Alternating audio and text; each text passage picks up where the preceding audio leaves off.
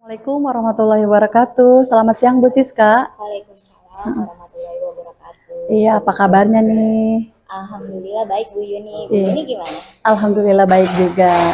Bu Siska, mohon maaf ganggu waktunya ya, boleh ya? Iya boleh Bu. Iya. Silakan.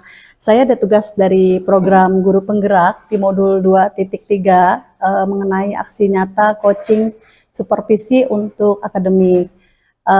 Saya minta bantuan Bu Siska untuk diobservasi. Jadi saya sebagai supervisor ingin mengamati Bu Siska bagaimana cara mengajarnya di tahapan pelaksanaan observasi ini.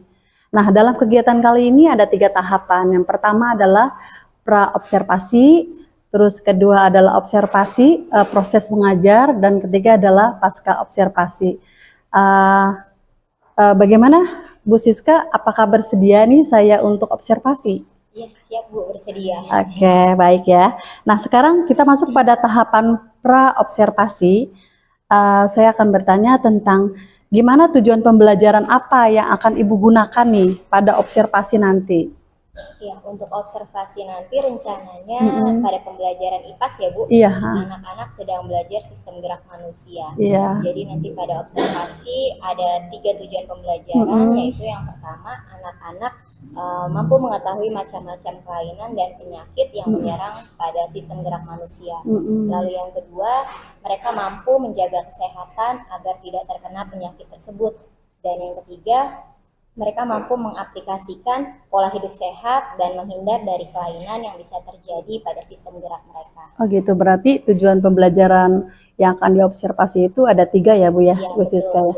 Oke, jadi kira-kira dalam observasi nanti ada tidak area pengembangan yang akan dicapai dalam pembelajaran?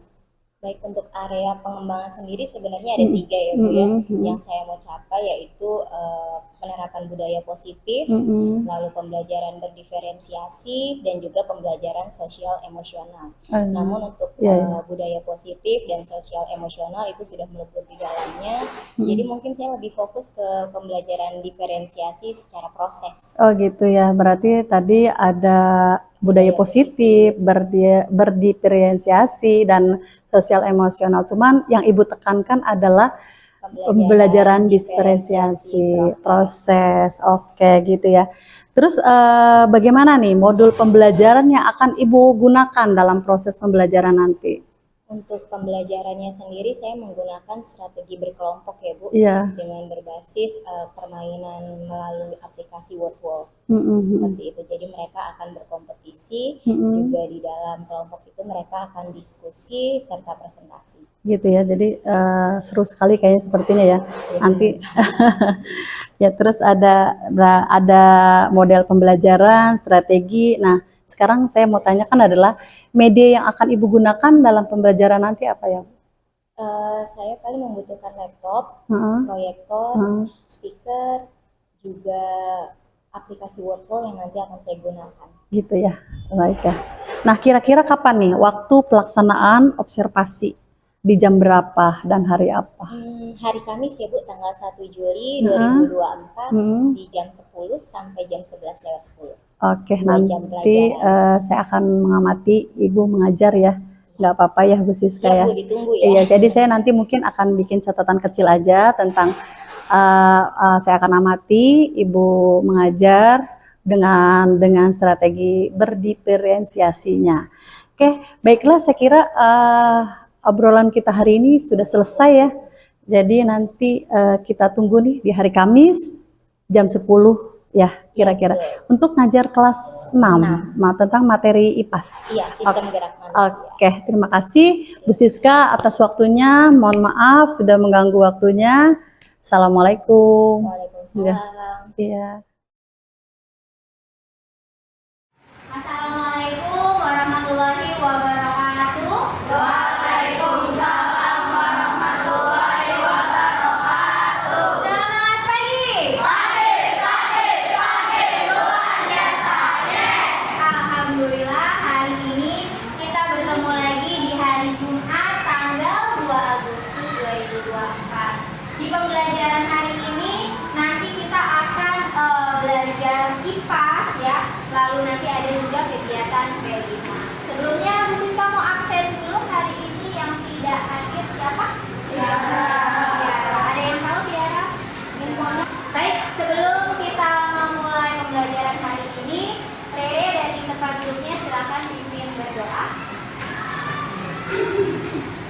Sabila, let's pray together.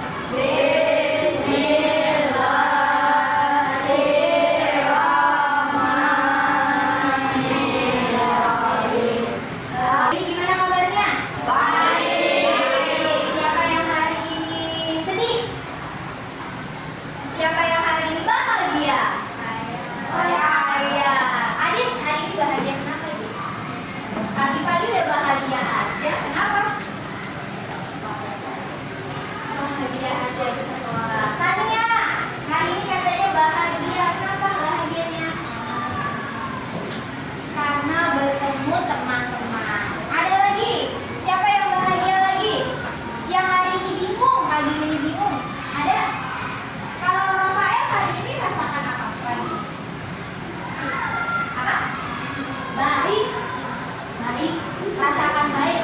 Apa yang dirasakan baik? Kesehatan ya.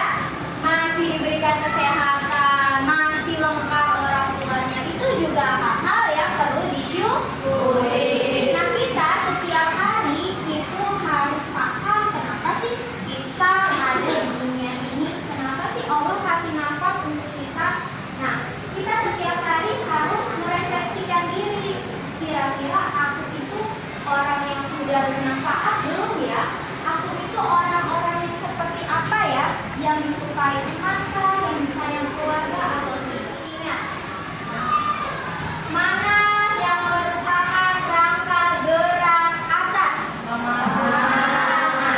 Pada bagian tangan ya. Di sini ada yang namanya tulang apa? Tulang lengan atas. Di bawahnya tulang lengan atas ada lengan. Lengan apa? Tulang apa? Hasta ya. Tulang pengumpil. Lalu turun lagi ada tulang pergelangan tangan dan ada tulang telapak tangan dan jari-jari. Betul. Lalu di bagian anggota gerak bawah ada apa? Kaki. Tapi tulang apa namanya di sini? Tulang paha. Di bawahnya ada tulang betis dan yang bagian depan tulang kering. Turun lagi ada apa di sini ya? Pergelangan dulu ya. Tulang pergelangan kaki. Lalu di bawahnya ada tulang jari kaki dan tulang telapak kaki. Nah, di bagian anggota badan ada banyak tulang di sana. Gunanya untuk melindungi apa ya? Organ penting seperti kalau di kepala untuk apa? Atap dan bola mata. Betul. Masih ingat nggak bagian-bagiannya? Coba bagian orang yang ibu sebut ini mata. Lalu bola hidung. Lalu bola mata. Lalu di sini. Kalau sini pelipis. Lalu ada lagi di belakang. Tulang tengkorak bawahnya. Tulang yang sudah mau mengumpul nih, tulang leher. Nah, sudah menguasai semua. Lalu kalian juga kemarin sudah belajar yang namanya otot. Ada berapa macam otot? Tiga. Apa saja? Otot jantung, otot turik, otot. Nah, sudah belajar tulang, sudah belajar ototnya. Sekarang kita akan mengenal bagian-bagian atau apa sih penyakit-penyakit yang bisa menyerang sistem gerak manusia. Nah, untuk itu bisnisnya kita kalian untuk perhatikan video berikut.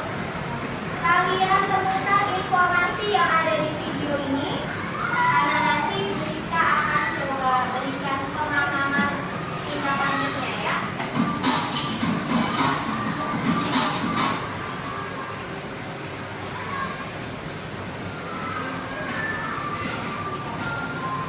Pada video kali ini kita akan mempelajari tentang penyakit yang menyerang sistem gerak. Penyakit yang menyerang sistem gerak adalah tersusun atas kalsium, suatu zat yang sifatnya keras. Sifat keras tersebut membuat tubuh memiliki bentuk yang kokoh. Tulang membuat kita dapat berdiri tegak, menggenggam pensil, menopang tubuh saat duduk, dan melakukan berbagai aktivitas lainnya. Meskipun tulang pada dasarnya kuat, bukan berarti tulang tidak dapat rusak. Begitu pula dengan otot dan sistem saraf di dalam tubuh kita. Semuanya bisa saja mengalami kerusakan apabila kita tidak dapat menjaga dengan baik anggota tubuh kita. Berikut beberapa contoh penyakit yang dapat menyerang sistem gerak. 1. Osteoporosis.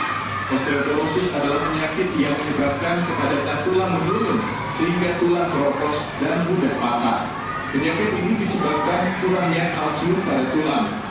Oke, yang pertama ada penyakit apa? Osteoporosis. Kalian sering dengar ya? Ada di iklan-iklan apa tuh? Obat? Anlin apa? Ya, anlin produk apa? Susu. Pernah dengar susu anlin? Iya, di situ kan dibilang katanya untuk mencegah osteoporosis. Tapi kamu sendiri sebenarnya tahu gak sih osteoporosis itu apa? Di situ dikatakan osteoporosis adalah penyakit tulang yang disebabkan kepadatan tulangnya menurun. Jadi tulang itu di dalamnya nggak kosong, dalamnya ada isinya berupa zat kapur, kalsium, fosfor ya.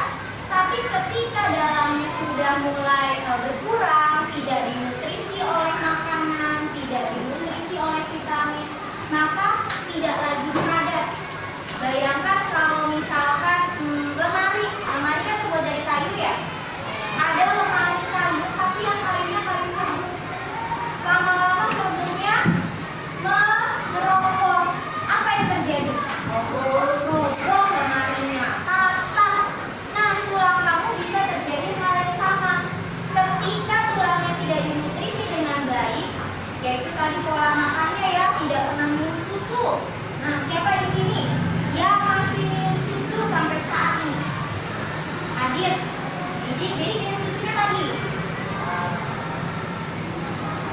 Oh, nggak tentu ya. Yang penting 1 hari 1 kali, betul ya. Jadi meskipun kalian sudah kelas 6, tetap harus rajin minum susu, karena susu itu bukan untuk anak bayi doang ya.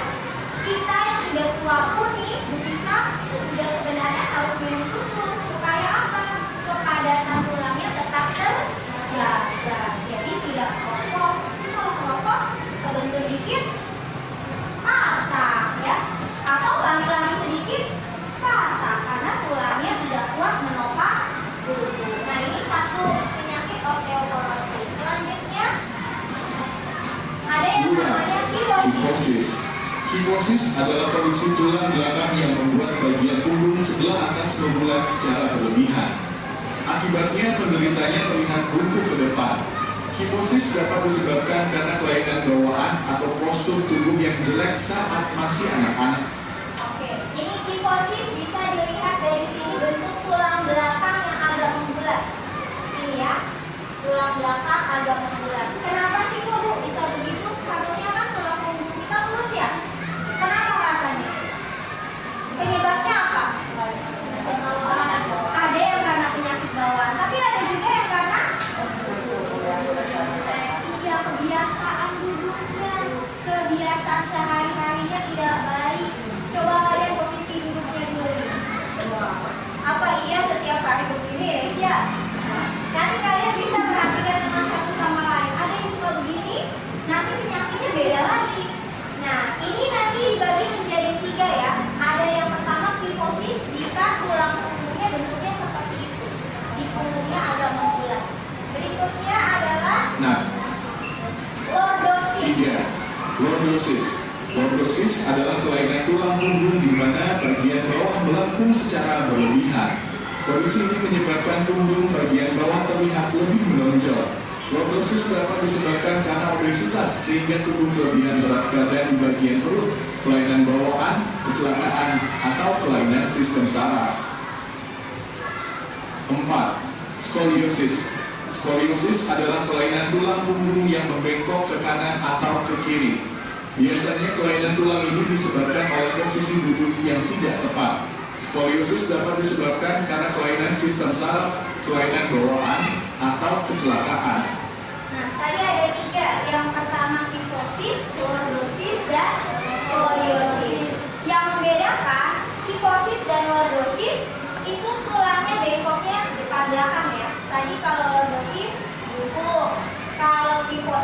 kifosis bungkuk, kalau lordosis bagian sininya. Nah, kalau skoliosis dia ke samping kanan kiri seperti kita bisa lihat, ya. Ternyata tulangnya bengkok seperti S.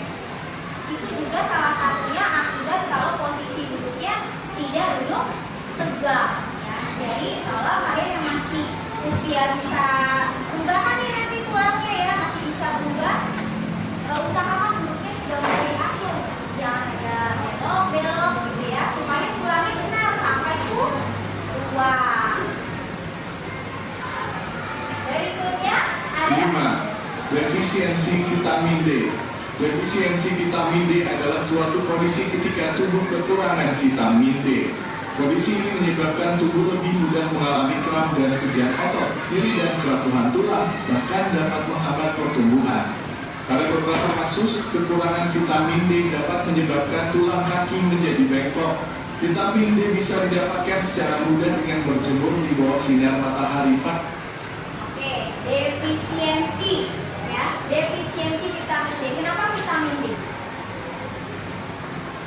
Kenapa nggak vitamin C, A? Kenapa? Penyakit pada tulang, kenapa vitamin D?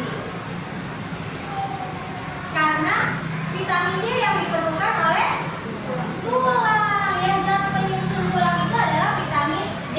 Bisa didapat di mana gratis? Sinar matahari. Sinar matahari yang jam berapa? Pagi, sekitar jam 7 sampai 9, jam 10. Lewat dari itu? Boleh? Tidak ya, berbahaya karena bisa membakar kulit ya. Makanya kalau udah siang suka pakai sunscreen, pelapis atau pelindung dari sinar UV. Nah, defisiensi vitamin D ini artinya kekurangan vitamin D pada tulang. Kondisi ini bisa kamu mengalaminya tuh gejalanya adalah tadi sering kram. Tuh, berarti kamu kurang vitamin D. Perakuhan tulang, nyeri pada tulang, ya. Padahal selain kita, Bu, aku kan kalau pagi-pagi sekolah tuh dapat vitamin D-nya gimana? Masa aku mesti izin ke lapangan berjemur? Tidak, kita bisa dapatkan dalam bentuk kapsul vitamin nutrisi yang bisa kita konsumsi. Nah, untuk ibu-ibu hamil itu juga anak-anak yang ada di janinnya itu dia sudah nutrisi dari dalam kandungan. Jadi saat keluar tulang bayi tersebut juga sudah mulai kuat karena dari dalam kandungan dinutrisi oleh vitamin D yang dikonsumsi oleh ibu hamil. Pernah perhatikan nggak mamanya saat mengandung adiknya minum sesuatu setiap hari? Ya, itu salah satunya adalah minum kalsium, vitamin D untuk menguatkan tulang pada janin. Bu, tapi pas sudah keluar baru lahir kok masih tetap harus dijemur, kok katanya udah kuat. Nah, belum kuat sepenuhnya ya, tetap harus terus dinutrisi. Sama seperti kamu sampai kelas 6 ini pun harus dinutrisi. Berikutnya Pagi hari. 6. Tetanus. Tetanus adalah kondisi seluruh tubuh menjadi kaku, tegang, dan sulit bergerak. Penyakit ini sangat berbahaya dan jika tidak segera ditangani bisa menyebabkan kematian. Penyebabnya yaitu masuknya bakteri Clostridium tetani dari tanah kotoran hewan ke dalam tubuh melalui luka di kulit. Agar terhindar dari tetanus, gunakan alas kaki saat beraktivitas di luar rumah. Nah, ini salah satu ya, tetanus. Tetanus kadang kita pernah dengarnya karena gigitan hewan, seperti hewan anjing gitu ya. Kalau habis digigit, oh langsung diperiksa ke dokter karena takutnya nanti kena tetanus. Betul, tapi bukan cuma dari hewan, tapi juga dari benda-benda yang berkarat ya. Contoh, kamu lagi main kena paku, pakunya karatan. Yang menyebabkan tetanus itu bukan paku karatannya, tapi ketika lubang pakunya itu sudah di kulit kamu ada lubang dan tidak segera ditutup atau diobati, bakteri siapa? Clostridium tetani ini akan masuk ya melalui si luka terbuka itu. Nah, itulah makanya penting kalau kamu terluka langsung segera dibersihkan, diobati, jangan dibiarkan begitu saja. Terus yang terakhir nih, gunakan alas kaki. Ini ibu masih suka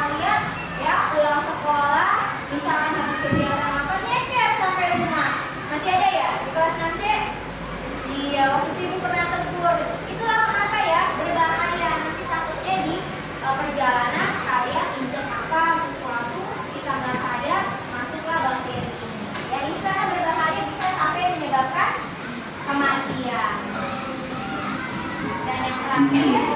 Kram atau kejang otot. Kram atau kejang otot dikarenakan kegiatan otot yang berlebihan.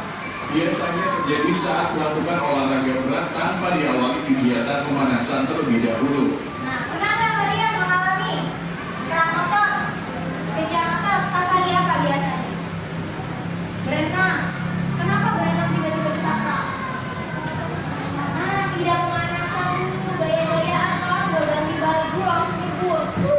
Tiba-tiba nggak bisa bergerak kakinya, ya, nggak bisa ke tepian. Nah, itulah pentingnya kalian stretching dulu sebelum masuk kolam renang. Artinya si ototnya direspon untuk bergerak dulu nih.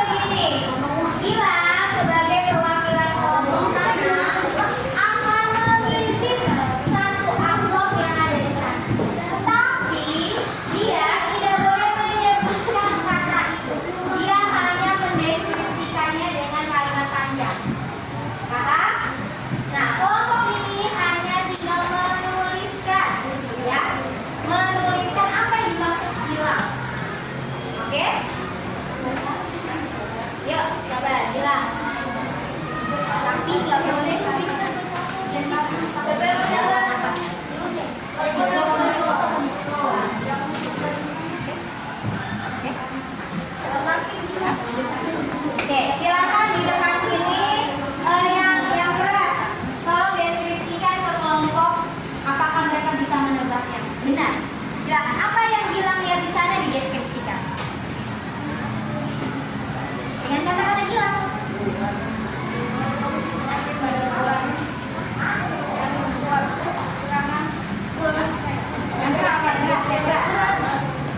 Penyakit pada tulang, kekurangan kalsium, kurang zat fosfor.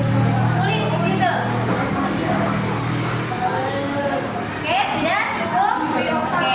Berikutnya dari kelompok ini siapa? Hadi, silakan. Jangan.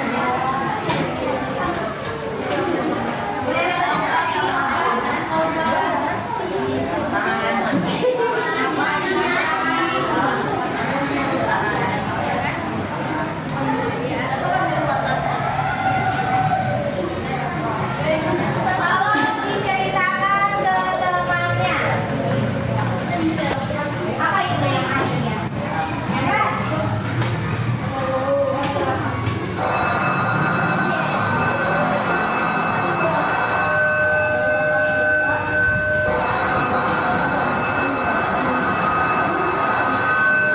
Sudah? Sudah dapat? Oke, clue-nya sudah dapat. Dari barisan sini, kelompok sini, Rafa. Rafa. Ya. Ya. Jadi,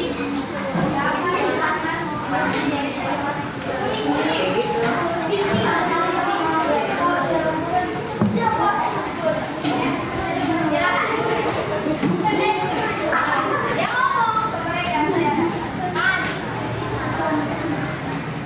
Olahraganya terlalu berat.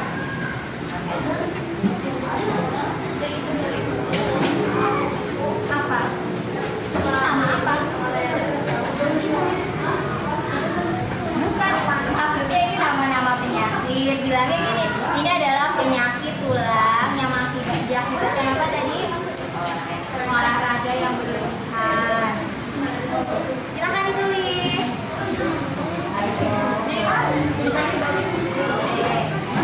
Berikutnya, silakan kembali orang yang berbeda.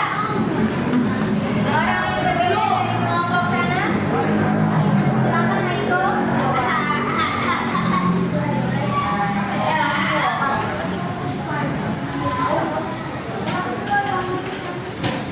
Aiko dibuka.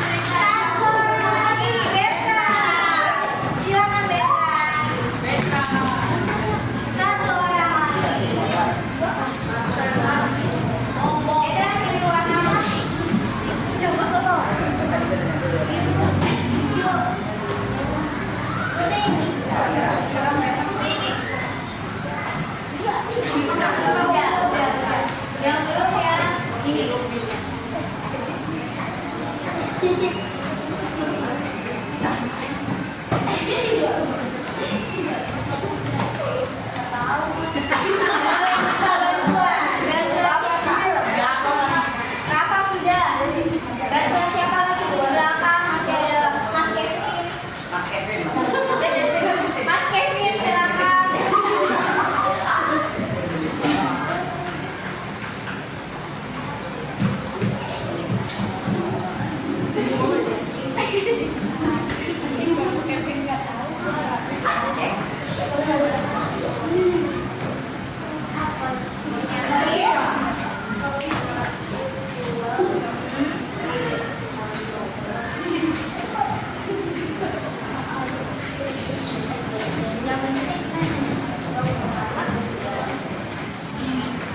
Yang bentuknya membungkuk. Penyakit tulang yang bentuknya membungkuk. Kifosis. Apa? Kifosis, betul? Katanya kifosis, katanya membungkuk. Coba kita lihat apa yang dilihat Mas Kevin. Skoliosis. Kalau skoliosis yang apa? Kiri ke kanan atau ke kiri samping ya, itu namanya skoliosis. Kalau yang ke depan tadi betul kata Adit, kifosis. Oke, silakan duduk. Terima kasih. Ini yang ke samping. Lalu tetanus.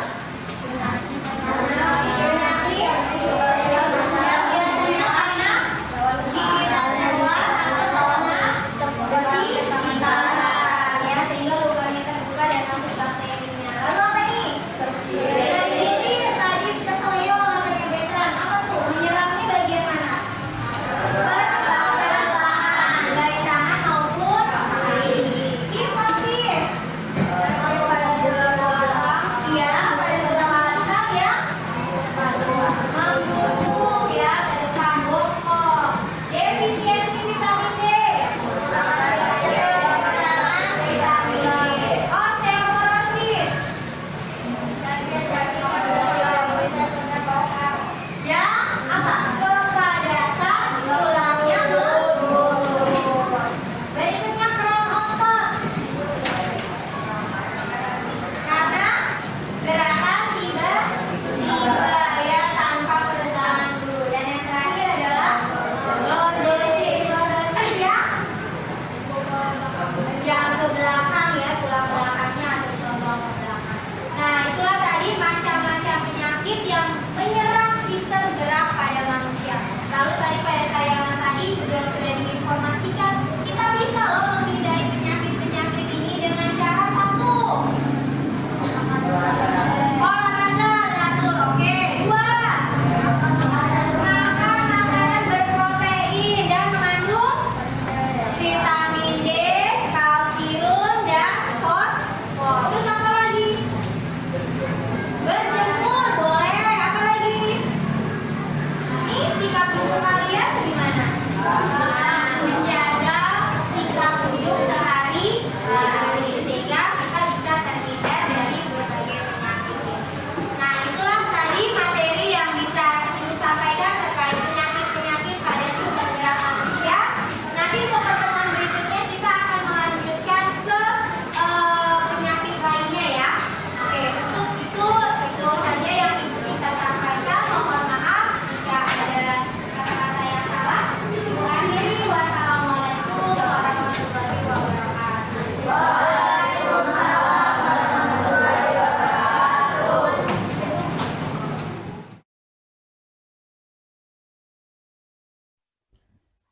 Assalamualaikum, selamat siang Bu Siska. Waalaikumsalam Bu Yuni, Iya. selamat siang. Selamat siang, iya. Apa kabarnya Bu Siska? Alhamdulillah baik. Baik ya. Seperti sebelumnya kita sudah sepakati, saya ada tugas dari CGP di Angkatan 10 nih Bu Siska di modul 2.3 tentang coaching untuk akademik. Ada 3 tahapan nih. Yang pertama adalah praobservasi, observasi, dan pasca observasi.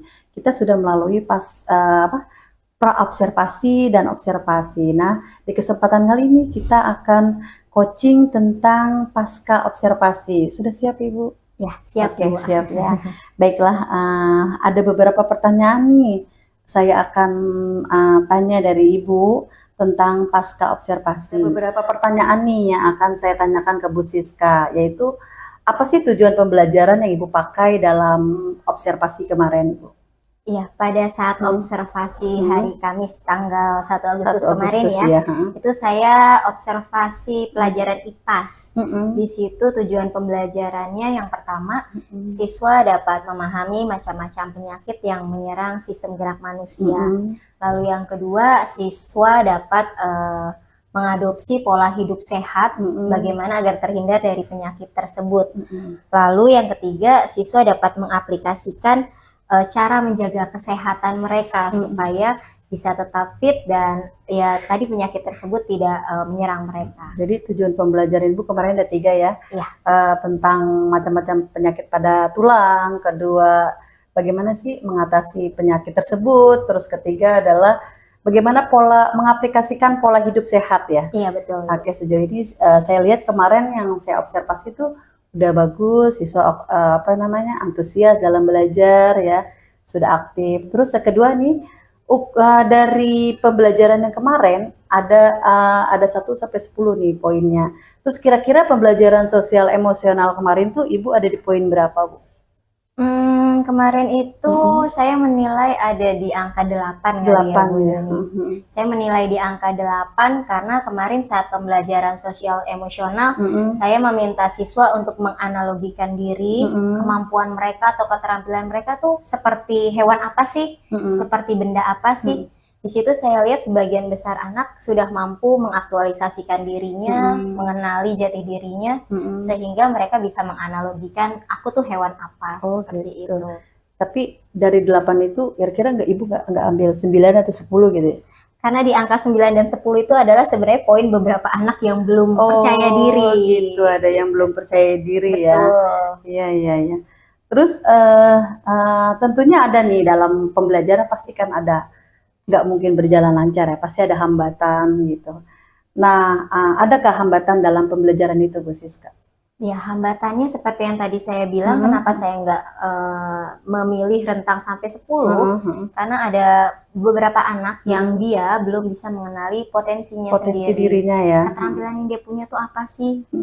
Kelebihan dia apa sih? Sehingga saat diminta untuk menganalogikan diri, mereka kesulitan. Aku tuh seperti hewan apa? Seperti itu. Mungkin ada yang udah mengenali dirinya, tapi faktor kedua adalah percaya dirinya. Percaya dirinya Iya. kurang ya. Tidak mengenali diri dan percaya diri mereka. Sebenarnya kurang. pasti ada ya kemampuan diri setiap manusia kan pasti Pasti berbeda-beda ada. ya. Iya betul. Jadi kalau kita gali Sebenarnya pasti ada. ketemu gitu ya, Iya. Bu Siska ya, berarti hambatan itu ada gitu ya. Cuman ada nggak rencana aksi ke depannya untuk pembelajaran tersebut, Bu Siska? Iya, untuk rencana aksinya karena tadi ada siswa yang belum mengenali diri, kemampuan diri, itu saya rencananya mau memberikan asesmen diagnostik non akademis. Jadi supaya menggali potensi mereka, mengenali kemampuan mereka, kita dampingi Bu, kita sebagai guru bisa kasih arahan supaya mereka benar-benar menyadari, oh aku tuh punya keterampilan ini ya ternyata, aku tuh punya kemampuan ini ya. Nah dari situ setelah mereka bisa menemukan jati dirinya, kemampuannya, itu akan jadi lebih nyaman ketika mereka bisa mengeksplor lagi, meningkatkan kembali kemampuan itu. Bagus sekali ya Bu Siska ya, semoga nanti rencana aksinya itu bisa terlaksana gitu ya. Terima kasih. Terus dari hambatan tersebut, kira-kira ada nggak sih strategi yang akan Ibu lakukan gitu loh, Bu? Kalau untuk strategi ini sebenarnya lebih kepada dengan siapa kita berhadapan. Kebetulan saya guru kelas 6, di mana siswa-siswa kelas 6 ini ada di usia yang sudah gengsinya tinggi. Oh gitu ya. Jaga image, tidak seperti guru kelas rendah. Jadi kita harus bisa jadi seseorang yang bisa dianggap dia sahabat, baru dia terbuka. Jadi mungkin strategi saya lebih ke pendekatan ya, Pendekatan ya. iya. diajak ngobrol, Mm-mm. sharing, Mm-mm. nggak hanya saat jam pelajaran, tapi Mm-mm. mungkin bisa saat jam istirahat. Jam istirahat. Jadi ini posisinya guru itu sebagai sahabat ya. Iya, jadi mereka mau Oh, terbuka, terbuka ya. mau Karena sharing. di kelas 6 tuh mungkin peralihan dari anak-anak ke masa remaja kali ya, Bu Remaja, ya. betul, Iya, iya. benar ya, Kalau benar. tidak dipancing, mereka tidak akan terbuka. Iya, ya. Jadi justru gurunya harus menggali mungkin ya, Bu ya. Iya, harus aktif untuk terus bertanya Iya, iya, iya. perkembangan-perkembangan Perkembangannya, mereka. betul. Nah, dari pengembangan yang tadi Ibu lakukan, ada nggak sih yang akan Ibu pengembangan tersebut gitu? Iya, kalau kemarin pembelajaran sosial emosionalnya lebih kepada mengenali kemampuan diri. Kemampuan dirinya ya. Nanti untuk kedepannya, karena ini lingkupnya di sekolah, di kelas, Mm-mm. berarti kan arah tujuannya sebenarnya menciptakan pembelajaran yang efektif, yang kondusif. Mm-mm. Di situ saya berpikir akan mengadakan mindfulness, Mm-mm. yaitu menggiring atau merujuk anak-anak supaya bisa konsentrasi Mm-mm. dengan iringan musik, Mm-mm. mereka bisa calm down sebentar, Mm-mm. supaya mereka juga bisa mengelola emosi mereka untuk siap nanti belajar. Belajar. Jadi itu untuk melatih tingkat Konsentrasi dan fokus fokus mereka. ya. Iya, Iya. iya. Baik sekali Bu Siska, itu melatih seperti itu. Jadi anak tingkat emosionalnya itu Mereka bisa ini terkelola dengan baik. terkelola ya, dengan Bu. baik ya dipandu Bu Siska ya. Nah, terus menurut Ibu apa sih tingkat keberhasilan pembelajaran tersebut Ibu? Menurut Ibu gitu gimana?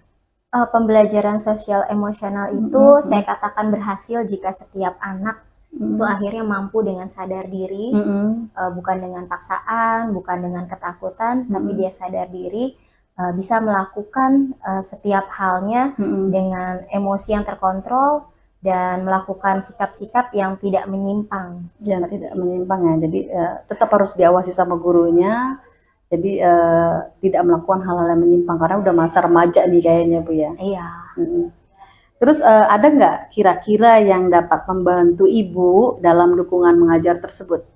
Oh ya, pastinya kalau di sekolah kita ini ya bekerja sama dengan guru-guru mapel lainnya. Ada guru agama, guru PJOK, guru bahasa Inggris. Kita saling bersinergi supaya kita satu frekuensi untuk bisa memberikan pembelajaran sosial emosional ini dengan baik.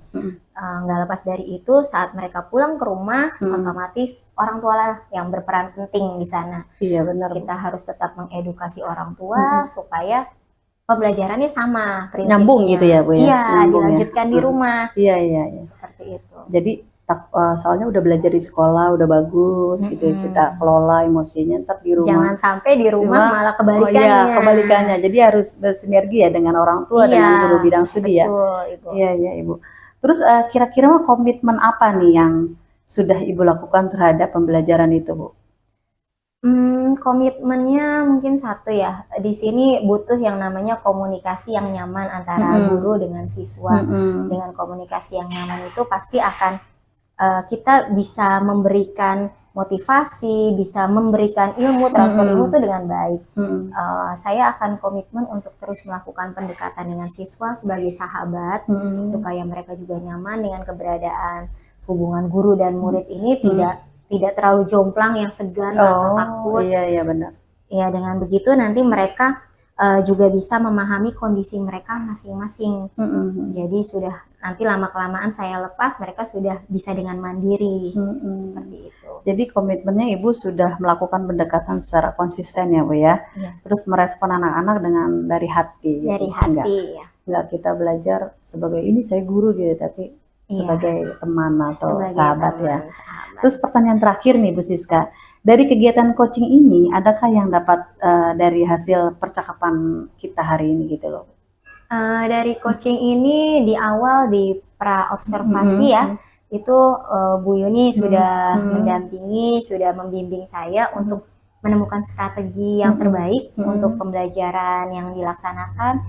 Itu saya merasa seperti saya mengembangkan potensi yang ada pada saya, sehingga saya tidak duduk diam tapi coba mencari strategi-strategi baru.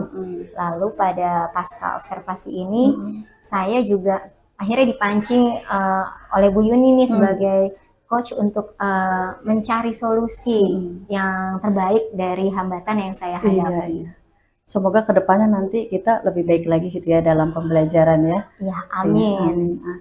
Kayaknya cukup sampai di sini nih Bu Siska karena coaching kita hari ini pasca observasi sudah selesai, sudah ada masalah dan hambatan, kita dapat menemukan solusinya Iya. gitu. Baik sekali. Semoga kedepannya pembelajaran lebih baik lagi. Amin. Oke Bu Siska, saya kira cukup sekian saja pasca observasi ini.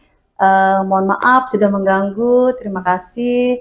Assalamualaikum warahmatullahi wabarakatuh. Waalaikumsalam warahmatullahi wabarakatuh.